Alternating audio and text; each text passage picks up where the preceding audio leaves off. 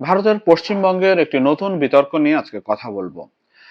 গত সোমবার পশ্চিমবঙ্গের বিধানসভায় the West Bengal public safety and control and anti social activities bill 2026 নামে একটি আইন পাশ হয়েছে, যা সাধারণের জন্য সর্বসাধারণের কাছে গুন্ডা দমন বিল নামে পরিচিতি পাচ্ছে।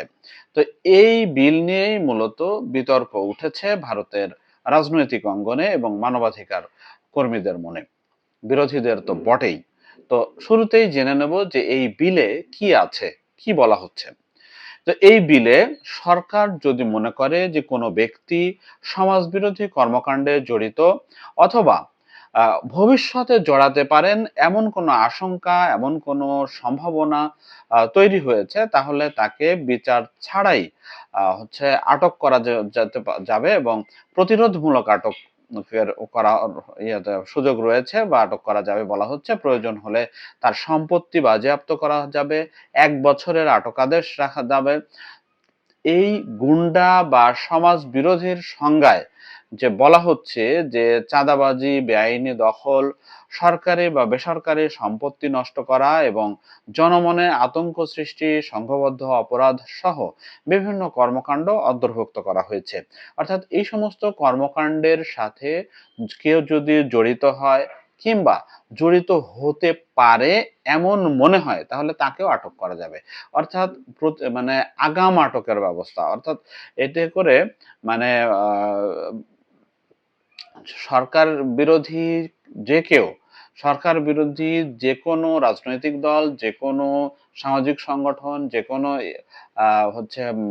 অর্গানাইজড কোনো শক্তি যদি পথে নামে বা ধরেন কোনো ধরনের আন্দোলন, কোনো ধরনের বিক্ষোভের জন্ম দেয়, তাদেরকে আটক করা যাবে এবং আটক করে এ ধরনের আইনের আওতায় এনে তাকে মানে রাখা যাবে, জেলে রাখা যাবে, এরকম কথা বলা হচ্ছে।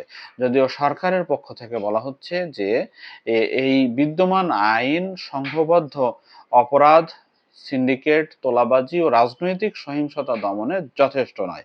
শুভেন্দু অধিকারী তিনি বলেছেন যে এই প্রচলিত আইনের ফাঁকফোকর রয়েছে, ফলে এই নতুন আইনের প্রয়োজনীয়তাটা দেখা দিয়েছে।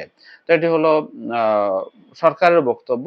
এবং একই সাথে শুভেন্দু অধিকারী আহ, মানে আশ্বাস দিয়েছেন যারা সমালোচক এই আইনের, তাদেরকে, যে এই আইনে কাউকে রাজনৈতিক প্রতিহিংসামূলকভাবে আটক করা হবে না বা প্রয়োগ করা হবে না, বরং আইনের শাসন প্রতিষ্ঠার জন্যেই এই আইনটির প্রয়োগ করা হবে এবং এই আইনটির ব্যবহার করা হবে। তাহলে সরকার বিরোধীদের আপত্তির জায়গাটা কোথায়? তো সরকার বিরোধীদের আপত্তির জায়গা হলো যে শুধু সরকার বিরোধী রাজনীতিক না, আইনজীবী, মানবাধিকার কর্মী, তাদের অভিযোগ হচ্ছে এই আইনটি পুলিশ এবং প্রশাসনের হাতে অতিরিক্ত ক্ষমতা তুলে দিচ্ছে। অর্থাৎ আপনি যে কাউকে আটক করে যদি বলেন যে না, এর দ্বারা মানে এরকম একটা হামলা বা এরকম সহিংসতার পরিকল্পনা ছিল, এ কারণে তাকে আটক করা হয়েছে। এখন এই যে পরিকল্পনা, আপনি তো আমার মনের মধ্যে গিয়ে দেখতে পাবেন না যে আমি কি করতে চাই ভবিষ্যতে। ফলে এটা একটা ধোঁয়াশাচ্ছন্ন এবং এটা একটা মানে আহ, অনুমানমূলক একটা ব্যবস্থা হবে। ফলে এখানে যে কাউকে আটক করে এরকম একটা অজুহাত দাঁড় করানো যাবে। তো এটি মূলত বিরোধী দল, আইনজীবী বা মানবাধিকার কর্মীদের আপত্তির জায়গা, যে এটা পুলিশ বা সরকারকে অতিরিক্ত ক্ষমতা প্রয়োগের সুযোগ তৈরি করে দিচ্ছে। শুধু অপরাধের সম্ভাবনার ভিত্তিতে কাউকে আটক করা এবং অনেক ক্ষেত্রে আইনজীবীর সহায়তা সীমিত রাখা সংবিধান ও মানবাধিকার বিরোধী হতে পারে, এমনটা মনে করছেন তারা। এই আইনে কিন্তু এটাও বলা হয়েছে যে অভিযুক্ত ব্যক্তি শুধু অনুমতি পেলেই আইনজীবীর সহযোগিতা নিতে পারবেন। অর্থাৎ আইনজীবীর সহযোগিতাও মূলত যার এই আইনের ভিকটিমের পক্ষে নাই, এটা যার বিরুদ্ধে প্রয়োগ করা হচ্ছে তার দয়া বা অনুকম্পার বিষয় হয়ে দাঁড়িয়েছে। অর্থাৎ এই আশঙ্কা হচ্ছে যে এই আইনটি রাজনৈতিক কর্মী, কোনো আন্দোলনকারী বা ভিন্ন মত দমনে অপব্যবহার হতে পারে এবং এক্ষেত্রে সরকারকে একটা বাড়তি সুবিধা দেবে, এমনটি মনে করছেন। তো এই আইন নিয়ে কেন বিতর্ক? তো এই আইন নিয়ে বিতর্ক হচ্ছে এই আইনটি বিচারিক প্রক্রিয়া শুরুর আগেই একটা মানুষকে দীর্ঘ সময় আটক রাখার সুযোগ করে দেবে। বিনা বিচারে কোনো ধরনের অভিযোগ টভিযোগ ছাড়াই ১ বছর পর্যন্ত আটক রাখা যাবে, এরকম একটা বিধান এটার মধ্যে আছে। ফলে এটা একটা মানে গুরুতর মানবাধিকার লঙ্ঘন বা আইনের শাসনের লঙ্ঘন হিসেবে দেখছেন মানবাধিকার কর্মী এবং আইনজীবীরা। সরকার চাইলে জাতীয় নিরাপত্তা বা আইন শৃঙ্খলার অজুহাতে আটকের বিস্তারিত বা আটকের তথ্যগুলো গোপনও রাখতে পারে।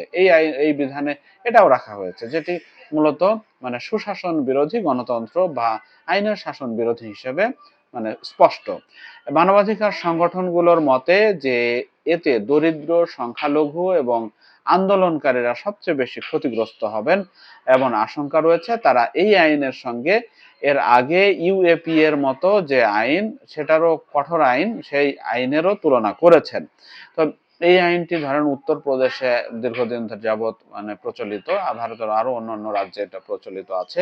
ফলে নতুন করে পশ্চিমবঙ্গের যে আইনটি করা হচ্ছে, তো এই আইনটি মূলত যে গুন্ডা দমন আইন বলা হলেও এটি আদতে সরকার বিরোধী একটা টুলস হিসাবে ব্যবহার হবে বা ব্যবহার হতে পারে ভবিষ্যতে, এমন আশঙ্কা কিন্তু বেশ প্রকট। এবং উত্তরপ্রদেশের যে আইনটি ছিল, সেই আইনের প্রয়োগ নিয়েও কিন্তু নানান সমালোচনা, নানান ধরনের হচ্ছে আপত্তি মানবাধিকার কর্মীরা এর আগে দিয়েছেন।